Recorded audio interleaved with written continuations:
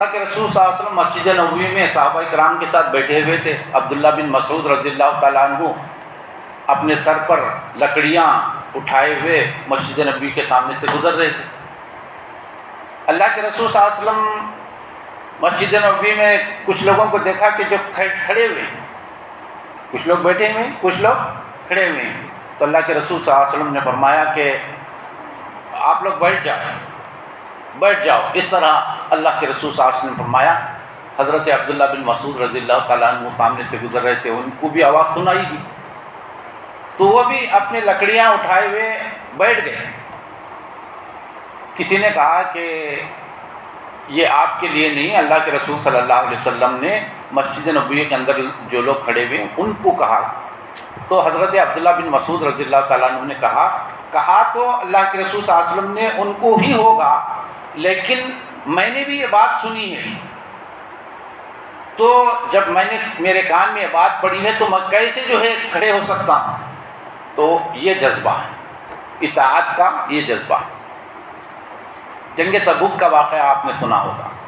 جنگ تبوک جسے جیش الاسرا کہا گیا، جیش الاسرا یعنی تنگی، بہت سخت وقت میں بھی آئی تھی اور بہت سخت جنگ تھی، بہت دور کی جنگ بھی تھی، بہت دور کا معاملہ تھا جنگ تبوک کا، اور بہت بڑی طاقت سے بھی مقابلہ تھا۔ لاکھوں کی تعداد میں فوج اس مقابل میں دشمن کی موجود تھی۔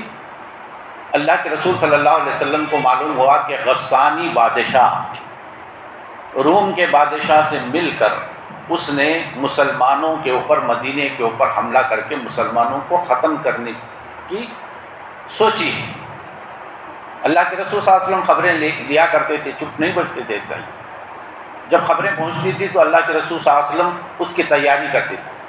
تو اللہ کے رسول صلی اللہ علیہ وسلم نے صحابہ اکرام کو حکم دیا کہ اس جنگ کے لیے ہم تیاری کریں۔ اللہ تعالیٰ کی طرف سے حکم آ گیا کہ سب اس میں تیار ہونا ہے، کمزور بھی، مضبوط بھی، غریب بھی، امیر بھی، بوڑھا بھی، جوان بھی، ہر طریقے سے ہر ایک شامل ہو۔ یہ اعلان عام تھا، اور اللہ کے رسول صلی اللہ علیہ وسلم کا معمول یہ تھا کہ جب کسی جنگ کا اعلان کرتے تھے تو اس سے پہلے کبھی کسی جنگ کے بارے میں نہیں بتاتے تھے کہ کس سے ہماری جنگ ہے، کس سے ہمارا مقابلہ ہے، کہاں ہم کو جانا ہے، یہ نہیں بتاتے تھے اللہ کے رسول صلی اللہ علیہ وسلم۔ یہ حکمت تھی، جنگی حکمتیں تھیں، اللہ کے رسول صلی اللہ علیہ وسلم نہیں بتاتے تھے۔ لیکن یہ ایک بہت بڑی جنگ تھی، اس میں اللہ کے رسول صلی اللہ علیہ وسلم نے مناسب سمجھا کہ اس بات کو بتا دیا جائے۔ تو اللہ کے رسول صلی اللہ علیہ وسلم نے بتا دیا کہ ہمیں مقابلہ کس سے کرنا ہے۔ روم جیسی بڑی طاقت سے ہمارا مقابلہ ہے، اس کے لیے جیسی کچھ تیاری ہونی چاہیے وہ کریں۔ اللہ کے رسول صلی اللہ علیہ وسلم نے فرمایا کہ انفروا خفافا وثقالا وجاہدوا فی سبیل اللہ باموالکم وانفسکم، نکلو ہلکے ہو یا بھاری ہو اور اللہ کی راہ میں جہاد کرو، اپنی جانوں کے ساتھ بھی، اپنے مالوں کے ساتھ بھی۔ یہ واقعات ہم نے سنا کہ جب اللہ کے رسول صلی اللہ علیہ وسلم نے جنگ تبوک کے لیے مال جمع کیا، کہا کہ اپنی دولت سے بھی اس جہاد میں شریک ہو، تو ہر ایک نے اپنے اپنے طور سے لا کے دیا۔ حضرت ابوبکر صدیق رضی اللہ تعالیٰ عنہ اس وقت بھی سب صحابہ اکرام سے بڑھ چڑھ کر پہلے درجے میں انہی کا مقام، حالانکہ سابقون الاولون جو صحابہ اکرام تھے وہ بھی اس معاملے میں کسی سے کم نہیں تھے۔ ہر ایک نے اپنی اپنی طاقت، اپنی اپنی حیثیت کے مطابق اللہ کے رسول صلی اللہ علیہ وسلم کے پاس لا کے ہر چیز جمع کی۔ کسی نے اشرفیاں، سونے کی اشرفیوں کی تھیلی بھر کے لا کے دیا۔ اللہ کے رسول صلی اللہ علیہ وسلم نے ان سے پوچھا کہ بتاؤ اس میں کتنے ہیں؟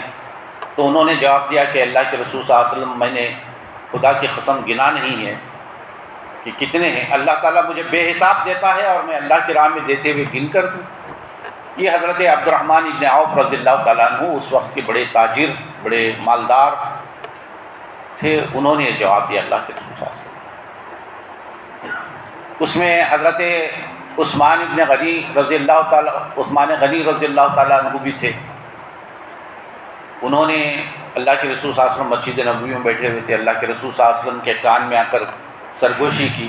اللہ کے رسول صلی اللہ علیہ وسلم ان کے ساتھ اٹھ کے مسجد نبوی کے دروازے کے پاس پہنچے تو وہاں ایک اونٹ بندھا ہوا تھا, اس پر سامان لدا ہوا تھا. حضرت عثمان رضی اللہ تعالیٰ عنہ نے کہا کہ اللہ کے رسول صلی اللہ علیہ وسلم یہ میرے اونٹ اور یہ گھوڑے ان سپاہیوں کے لیے ہیں, اس جنگ کے لیے ہیں جو اس میں شریک ہونے والے ہیں.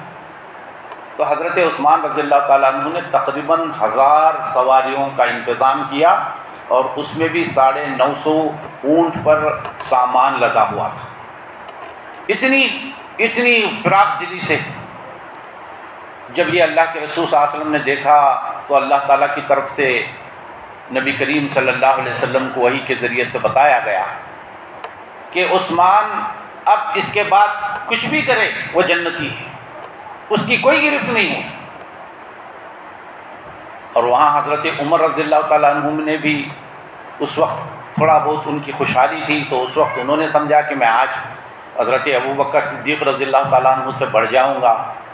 اپنے پورے گھر میں جتنا مال تھا ایک سوئی تک انہوں نے نہیں چھوڑی, جمع کیا, اس کا آدھا حصہ کیا, لے کے آئے اللہ کے رسول صلی اللہ علیہ وسلم کے پاس رکھ دیا اور کہا کہ اے عمر کیا لائے ہو؟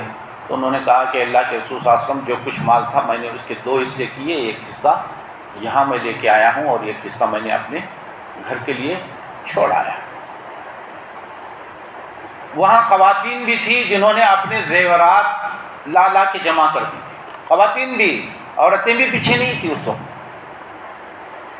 ان کو بھی اس جنگ کی حقیقت معلوم تھی, اس کی اہمیت ان کے سامنے واضح تھی. اپنے زیورات نکال کے لا کے انہوں نے بھی اللہ کے رسول صلی اللہ علیہ وسلم کو دے دیا اور مسجد نبوی کے صحن میں ایک بڑا ڈھیر سامان کا, سونے کا, چاندی کا اور دوسرے مال و زر کا وہاں ڈھیر رکھا. تو یہ جذبہ تھا, اطاعت کا جذبہ اسے کہتے ہیں. اطاعت ایسی ہی ہوتی ہے. صحابہ کرام کو جب وہ قرآن مجید پڑھتے تھے تو وہ سمجھتے تھے قرآن اللہ تعالیٰ مجھ سے کہہ رہا ہے, یہ نہیں سوچتے تھے کہ سارے مسلمانوں سے خطاب ہو رہا ہے. ہر ایک صحابی یہی سمجھتا تھا کہ یہ مجھ سے کہا جا رہا ہے. ہم کیا سوچتے ہیں کہ نہیں چلو سب کو حکم ہے, سب بھی کریں گے تو میں بھی کر لوں گا, ایسا نہیں. تو اس میں